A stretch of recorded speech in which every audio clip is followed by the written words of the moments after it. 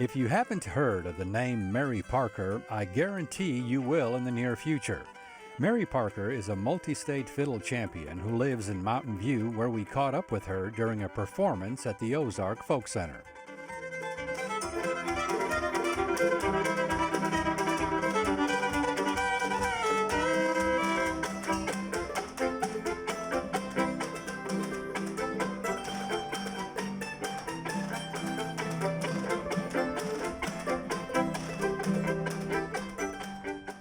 Well, Mary, my goodness, the first time we met was at the Arkansas Folk Festival a couple years or so ago. It was, yes sir. And you have been quite the busy girl. Thank you very much, yes. Tell us, I mean, you perform here at the Folk Center, you perform at Silver Dollar City. Where you perform? Where else do you perform? I usually go around some places. I go to church gigs, some other theaters outside from town, here in town. Next week I'm going to North Carolina to play at the IBMA festival, so, and then Tulsa, all over mostly, yes sir. So tell me, how did your musical career begin? Who was it that played an important role, and how are you mostly, somebody else I understand was inspirational to you and teaching you as well? Yes, sir. First of all, I used to watch RFD a lot, and I saw a fiddle in there, and it inspired me. I've always wanted, and I got my dad. We came to Mountain View, and I told him, "Give me a fiddle. I want to learn how to play that." So he got me one, and we went over to the music store here in town. Miss Shay Poole, I asked her if she'd give me some lessons. She said I needed another year to grow into the fiddle I got. So that was I was about 4 at the time, and about a year later, I came back and I started fiddle, and yeah, I went from there.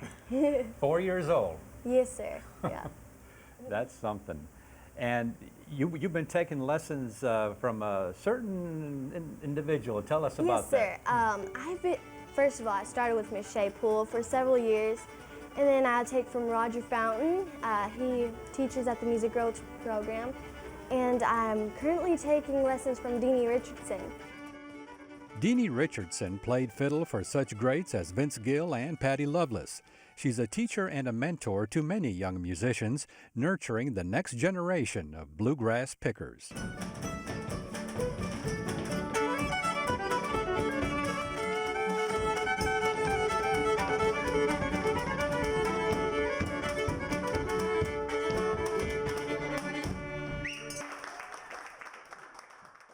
Now, your current band, Mary Parker and the White River Ramblers, you've been together for how long now? I pulled in different people to come play with me, but I had Kaylee Speaks. She's been playing with me for quite a while, so that's been for about, say, 4 or 5 years, I'd say. Yes, sir. Well, your brother, Gordon, he's quite the musician and dancer. He is, yes, sir. Yep. I hope he keeps it up, too.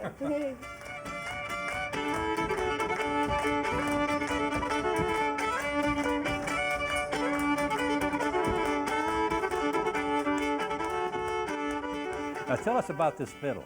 This fiddle, I think he's around 94, 95. Anyway, he makes fiddles. He gives them to a lot of kids. He regraduates them. His name is Hill Lytle. This is about several years old. This is the 600th fiddle he made. Wow. So he gave this one to me. Yes. Now where is he? He lives in Monroe, Louisiana. Yes. Yes, sir. Well, that's quite the deal there. Yes, sir. Yeah, it's one of my favorites.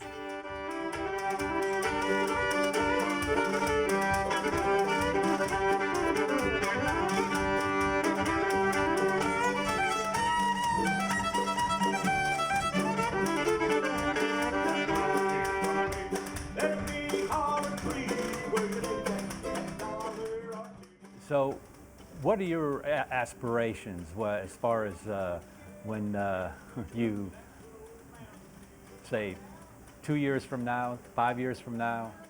To be honest, I really don't know. I hope to keep on with my music, see where the Lord takes me. Yes, sir. Well, that's a good answer. Yes, sir.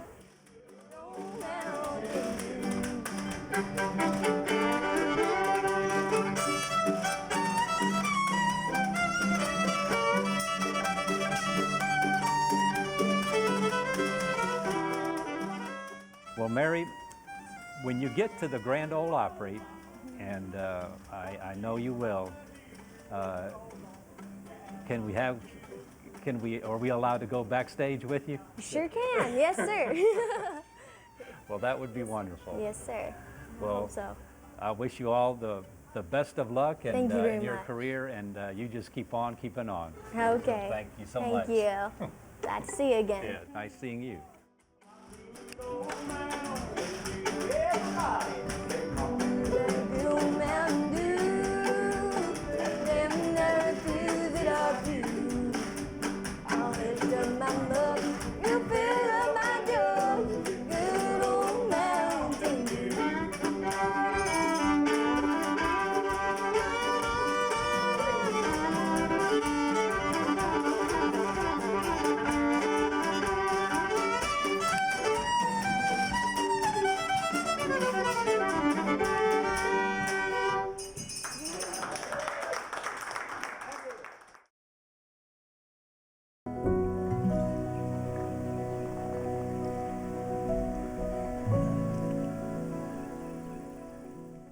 Village Creek State Park, north of Forrest City. The last time we were here, we did a little mountain biking. Well, we're in kayaks this time, and we came back to tell you all about two really neat lakes here, Lake Austell and Lake Dunn. And joining us is park interpreter Heather Runyon. Lead the way.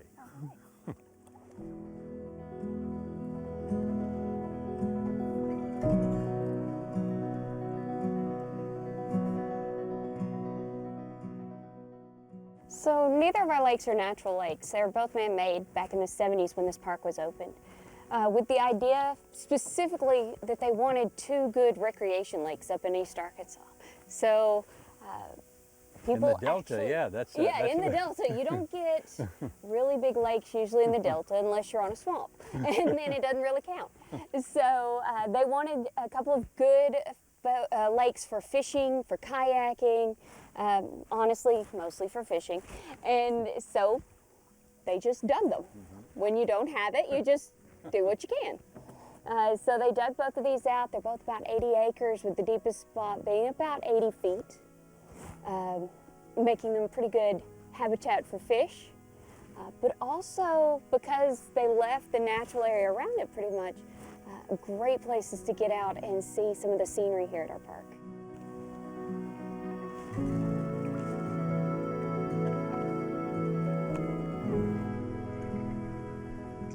At least the day turned out nice for it.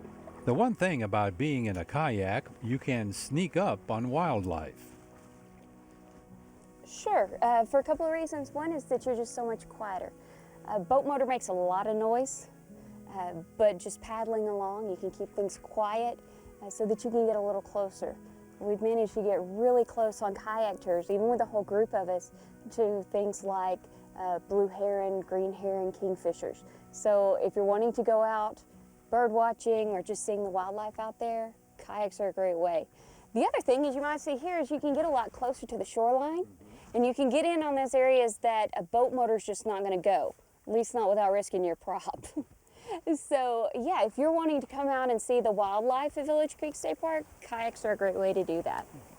And fishing, you've got opportunities for what here? Largemouth bass, brim, catfish?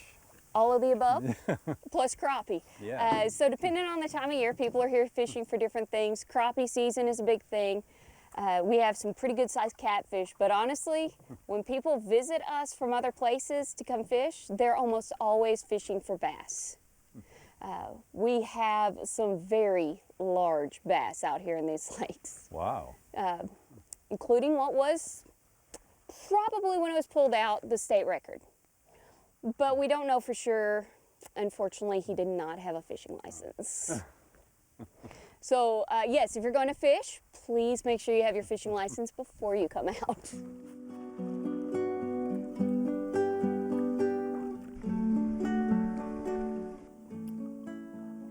Now, if you happen to be new to kayaking, These are great lakes because they're usually fairly calm. They're not too big. You've got just enough obstacles to play with, but not enough to really feel hemmed in. yeah.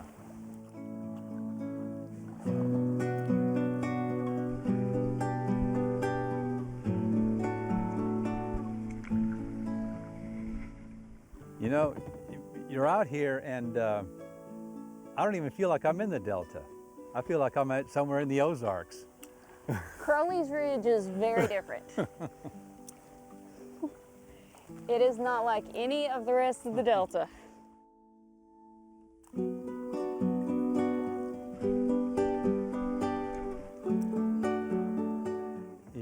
Yeah, folks coming here during the week, they about have this place to themselves. Basically, yes. It's one of those things a lot of people don't even realize we're here.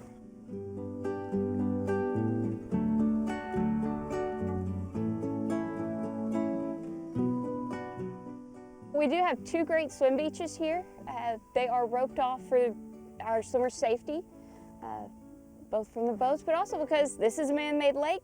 It was not originally made for swimming, so right past those buoys it drops off. So if you do come swim with us, please enjoy those wonderful swimming areas, but don't go past the buoys.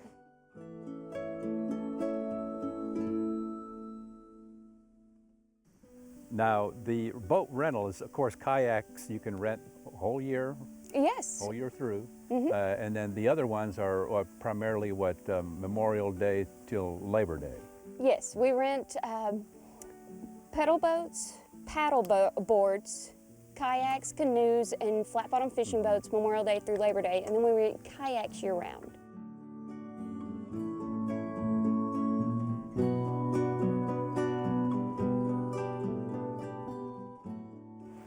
About end of October, beginning of November, when all the leaves change, it is a gorgeous place to kayak.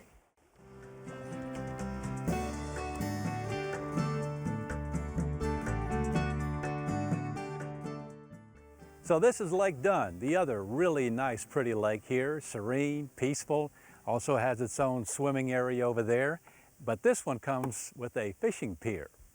So maybe I'll have a little bit better luck here. There's a little something for everybody here. And that there is. The lakes at Village Creek State Park. Now Heather said there are some very large bass here. She did say that, didn't she?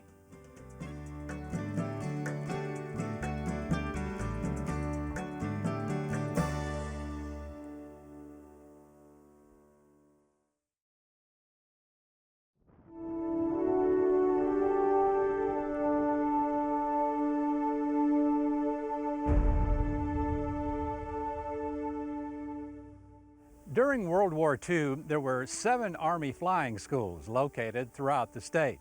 Now this one in Walnut Ridge happened to be the largest in the Southeast Training Command. It's now the Wings of Honor Army Flying School and World War II Museum.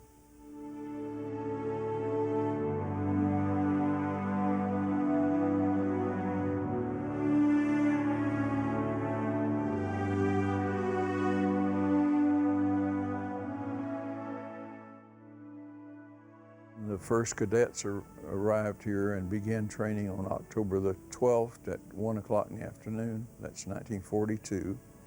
Over the course of 22 months, they trained 5,310 pilots, 4,641 graduated.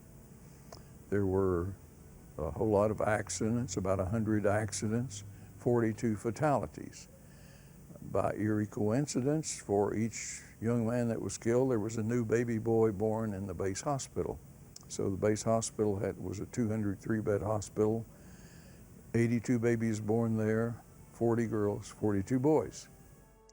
So this, at the time this was constructed, it was the largest training field in the Southeast Training Command, covered 3,096.22 acres, had 5 auxiliary fields, one in Pocahontas, Beech Grove, Biggers, Walcott, and Bono.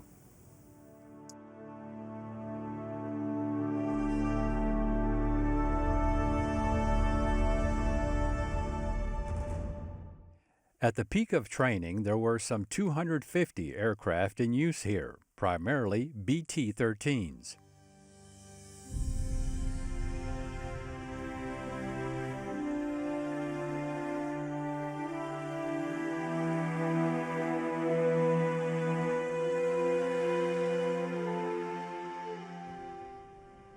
Now, what is that long red tunnel behind you? Oh, that's a tow target where they practiced shooting. They practiced shooting at that. So how did that work? Well, they would tow it behind an airplane.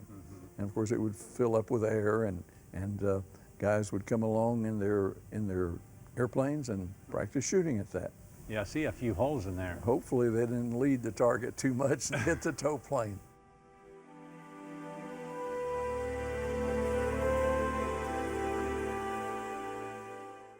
Now, after the war, this was a salvage yard for all the planes. It was, yes.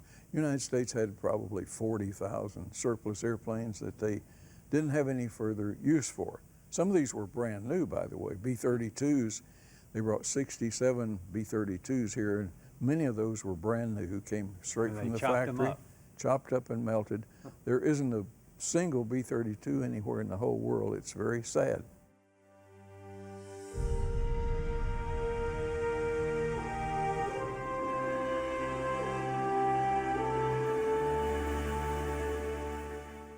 From the more than 500 buildings and structures that were at the Walnut Ridge Army Airfield site, only 4 remain standing. 2 hangars, the base commander's house, which was restored and is on the National Register of Historic Places, and the chapel, which later was actually bricked over.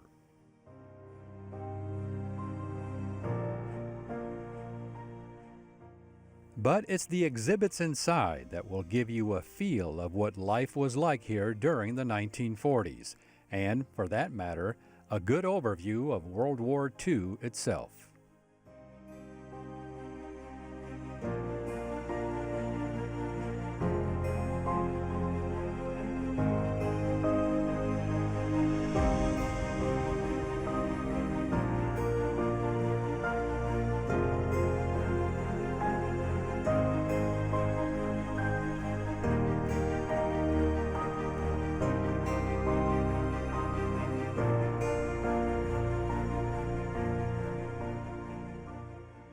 The Wings of Honor World War II Museum in Walnut Ridge. When you leave here, you'll have a much better understanding of how the war began, what took place during the war and how it was fought, and how it all ended.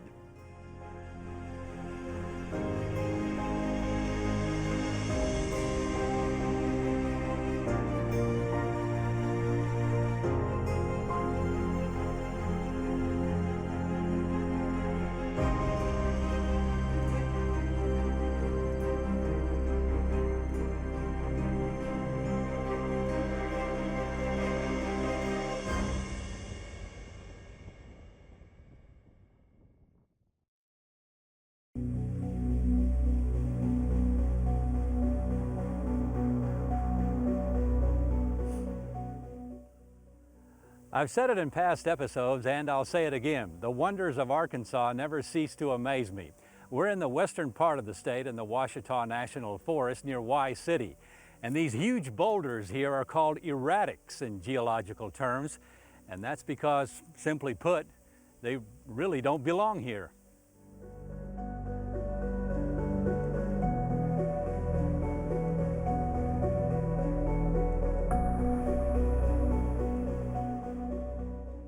These erratic boulders are in what is known as the Johns Valley Shale, located 1.6 miles west of Y City off Highway 71. First discovered by state geologists in the late 1920s, they are quite different in age and composition compared to the local shale.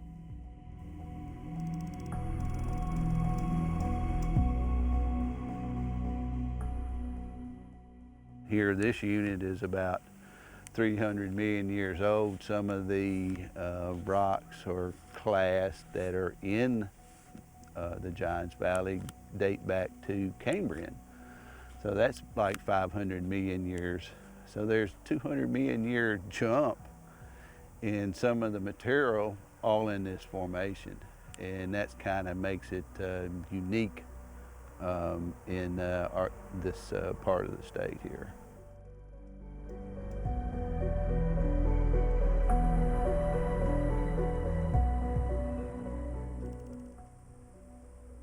We're in an area which we shouldn't have calcite, and we can show calcite that fizzes on some of these rock faces.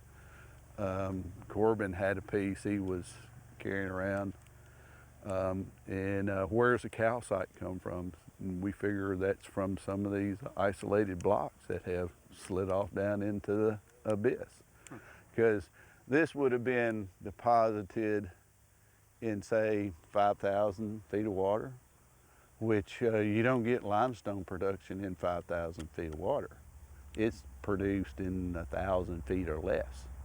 So here we have something, another reason, hey, this is all out of place, being that this was, you know, at those kind of depths, those rocks couldn't have been made here, so they had to be brought in. It's speculated the boulders were brought in as part of a huge landslide coming down from the Ozarks. The units and the rocks that we have, they all typical of things that we find in North Arkansas. The fossil assemblages tell us, you know, North Arkansas type fossils in there. So it becomes a, how do you get it down here from so far away? Now we can have these mass wasting events that carry blocks that are in kilometer size for miles and miles. One of these flows happened off the northeast United States, and they tracked this one flow. Since it cut the telephone cable lines, they tracked it going like 50 miles an hour, because it cut a line here and it cut a line here, so they knew what time. Now the whole thing traveled like 1,500 miles.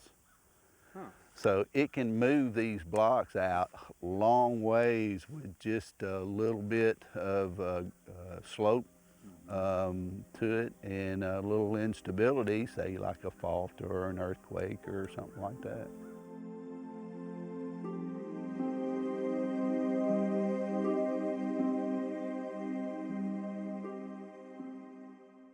So how about we do an in-the-field experiment with the calcite that really doesn't belong here? There's a nice little vein of calcite that's running in between the gray-black shale that's present in this area. So for us to have this much calcite, that does indicate that there's some limestone as a source somewhere in the area that's being leached out whenever hot fluids are flowing through and depositing it as a vein. So calcite is calcium carbonate, CaCO3. And if we put a little bit of hydrochloric acid on it, it's real weak acid, it's not gonna hurt me, so don't worry about it. You can see when I put a drop of this acid on here, the calcite fizzing up. Hopefully you can see that on the camera. And you can see a little bit of what looks like smoke coming off the top here. That's the CO2 gas being released as the calcium is separated from it. So this is one of the things we get to do out in the field, is bring acid out here and make rocks fizz. So like I say, this tells us that we have some calcite out here, which is probably coming from limestone that's been in place, but being the type of rock that was deposited here, naturally they wouldn't have any calcite in it. So that tells us that something's been brought in from another source, you know, further up the column.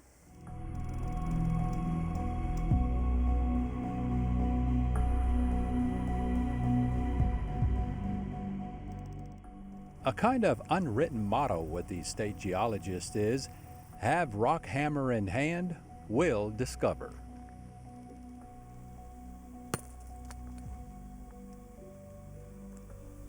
I know why you wanted to become a geologist now, so you can bust up rocks. Beat on stuff, that's right. You know, if they'd have told me I could play it in the dirt and when I was a kid and made a fortune, here I am.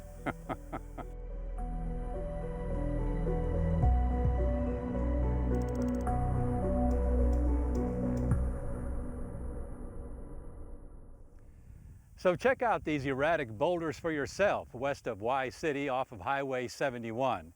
Quite the sight indeed. And to view this episode again or any one of our others, visit our website at aetn.org/exploringarkansas. And don't forget to like us on our Facebook fan page. And we'll see you again the next time for another exciting adventure on Exploring Arkansas.